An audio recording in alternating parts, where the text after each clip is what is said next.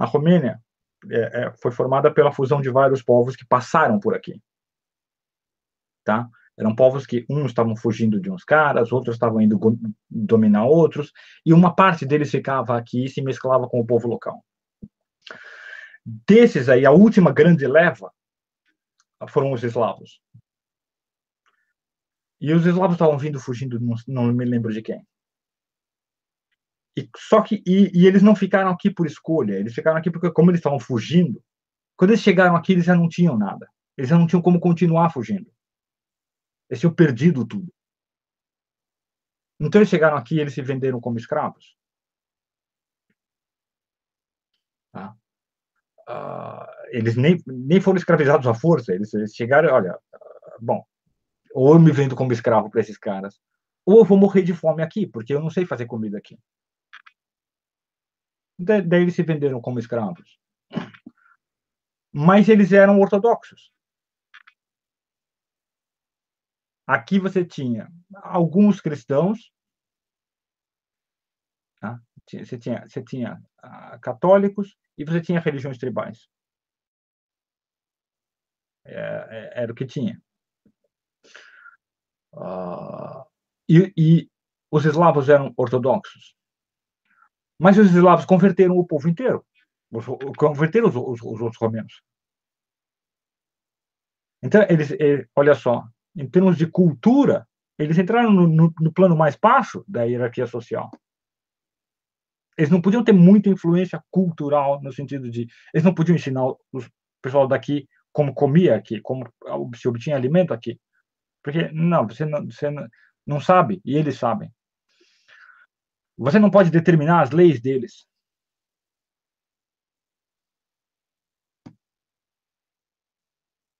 Tá?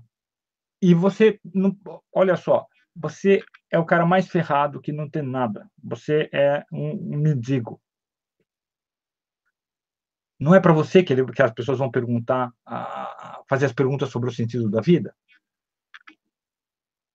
Mas eles influenciaram os povos locais na religião. Eles aprenderam a língua romena e aí ensinaram a religião deles. E aí eles se tornaram ortodoxos aqui. Foi assim que eles se tornaram ortodoxos aqui. Então, a cultura acaba se influenciando pelo seguinte, olha só, primeiro você tem que obter alimento, e você vai ter que obter alimento dos caras que estavam ali. Você vai ter que aprender com eles. Como a gente falou, você tem duas maneiras de aprender com eles. Ou você escraviza, ou você se adapta às leis deles. Você faz paz com eles. Né? Quer dizer, você faz um paz, olha, vocês podem ter certo grau de liberdade assim, que vocês vivem de acordo com os seus princípios, mas vocês pagam um imposto assim. Que esse imposto é suficiente para a gente comprar a comida de vocês. E mesmo a escravização, ela tende a depois virar quando os escravos aprendem a língua daqueles caras, você ela tende a se acaba diluir, libertando eles. Se diluir, né? Ela tende a se diluir. A escravidão tende a se diluir, exatamente. Só quando você tem importação de escravidão, ela não dilui. Porque se a escravidão, se ela está só localizada, ela tende a se diluir.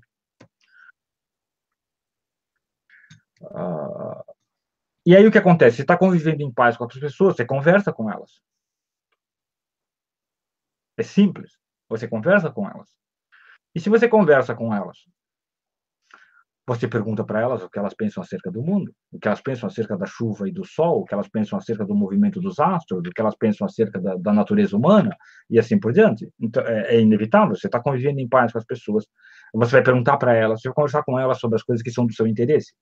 E aí essas coisas se mesclam também.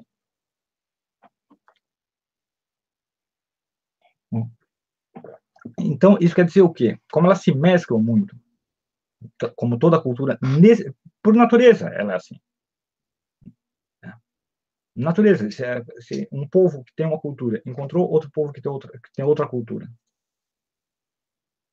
as duas culturas vão virar a mesma. cedo ou tarde. A ideia da convivência entre duas culturas, ou múltiplas culturas, negócio multicultural, estanques, é profundamente artificial.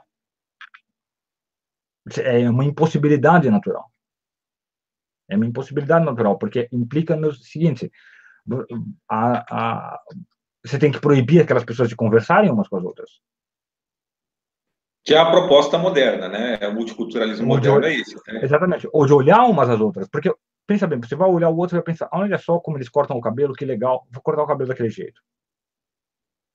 Não, você não pode, porque você tem que preservar a sua identidade cultural. Isso não vai acontecer.